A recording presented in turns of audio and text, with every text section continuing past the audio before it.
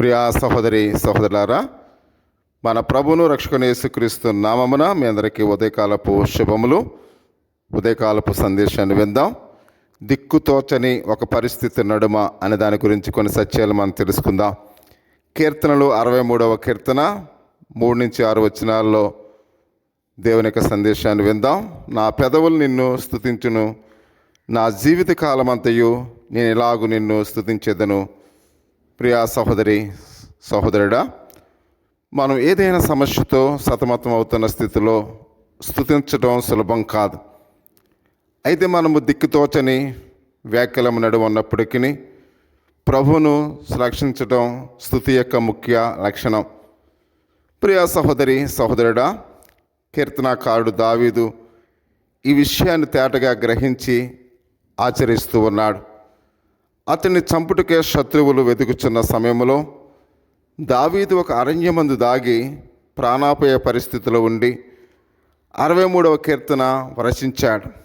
సాలిస్ surgeon 1834వ సంవత్సరం నుండి 92వ సంవత్సరంలో అనే బ్రిటిష్ క్రైస్తవ మత బోధకుడు దీన్ని అరణ్య గీతము అని వర్ణించాడు. అన్ని తరాలకు అన్వయించే ఇందలి పదాలు, పరిస్థితులు ఏ విశ్వాసికైనా సరిపడే ఉన్నాయి అని దావీదు యొక్క స్తుతి గీతముల గురించి స్వర్జన్ ఇలా వివరించి రాస్తూ ఉన్నాడు.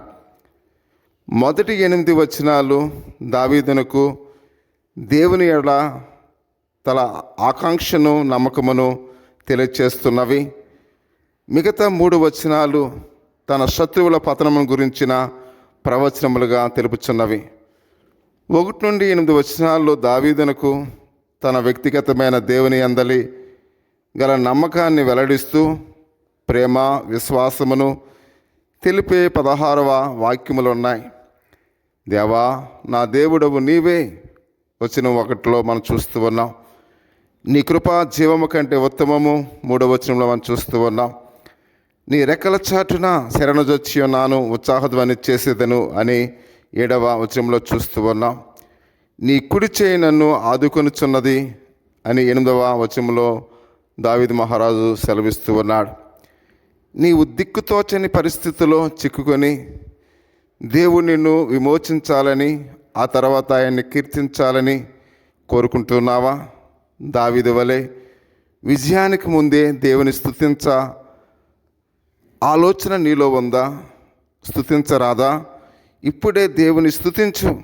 ప్రియా సహోదరి సహోదరుడా, నువ్వు ఎప్పుడైతే ఇబ్బందుల్లో ఉన్నావో, ఎప్పుడైతే కష్టాల్లో ఉన్నావో, ఎప్పుడైతే సమస్యల్లో ఉన్నావో, ఎప్పుడైతే వ్యాధి బాధల్లో ఉన్నావో, నీవు ప్రభు నన్ను విమోచించు అని నువ్వు ప్రార్థన చేసినట్లయితే దావీదును విమోచించినవాడు, దావీదును రక్షించినవాడు, దావీదుకు విజయాన్ని చేకూర్చినవాడు ఈ ఉదయాన్ని నీ ప్రతి కష్టములో దేవుడు నీకు విమోచించేవాడుగా ఉన్నాడు. ప్రతి వ్యాధిలో నేను స్వస్థపరిచేవాడుగా ఉన్నాడు. ప్రతి దుఃఖాన్ని సంతోషంగా మార్చేవాడుగా ఉన్నాడు. నీ కుటుంబాన్ని ఆయన ఈ ఉదయాన్ని దీవించేవాడుగా ఉన్నాడు. కనుక దేవునికి ప్రార్థన చేద్దామా? ఒకవేళ దిక్కులేని పరిస్థితిలో ఒకవేళ నువ్వు ఉన్నావేమో, యేసయ్య నీకు తోడుగా ఉన్నాడు, నీకు అండగా ఉన్నాడు. యేసయ్యే నీకు తోడుగా ఉంటే ఏ కష్టము నీ వెంట ఉండదు. ప్రియా సహోదరి సహోదరుడా, ఆ విధంగా మిమ్మల్ని మీ కుటుంబాలను దేవుడు దీవించునుగాక. ఒక ప్రాముఖ్యమైన విలువైన మాట మనం చెప్దాం. అందరూ కూడా చెప్పండి. దేవుని స్తుతించుటకు ఈ క్షణానికి మించిన మరో మంచి సమయము లేదు. దేవుని స్తుతిద్దామా? దేవుడు మిమ్మల్ని మీ కుటుంబాలను దీవించునుగాక. ఆమేన్. చిన్న ప్రార్థన చేసుకుందాం. పరిశుద్ధుడా, మహోన్నతుడా, సర్వాధికారి స్తోత్రాలు తండ్రి, ఈ ఉదయకాల సమయంలో దిక్కుతోచని పరిస్థితిలో ప్రభువా మేము ఉన్నామేమో తండ్రి. మా జీవితం ఎలా ఉంది? మా జీవిత విధానంలో మేము ఎదుర్కొంటున్న కష్టాలు, ఇరుకులు, ఇబ్బందులు, వ్యాధి బాధలు, సమస్యలు, ఆర్థిక పరిస్థితులు ఇవన్నీ నడుమ ప్రభువా మేము ఎంతో వేదనలో ఉన్నామేమో తండ్రి. ఈ ఉదయకాల సమయంలో ప్రభువా ఎవరైతే ఏ కుటుంబం అయితే కష్టంలో ఉందో ప్రభువా, యేసయ్యా ఒక్కసారి దావీదుని ఆదుకున్న రీతిగా ప్రభా కష్టంలో ఉన్న కుటుంబాలను ఆదరించండి, ప్రేమించండి, సహాయం తెచ్చండి. ఓ దేవా, నీవు మా పక్షాన ఉండగా మాకు విరోధి ఎవరు ప్రభువా?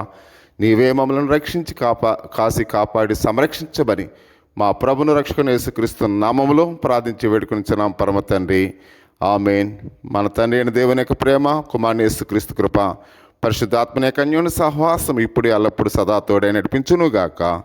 ఆమేన్, ఆమేన్, ఆమేన్. God bless you one of all. Thank you.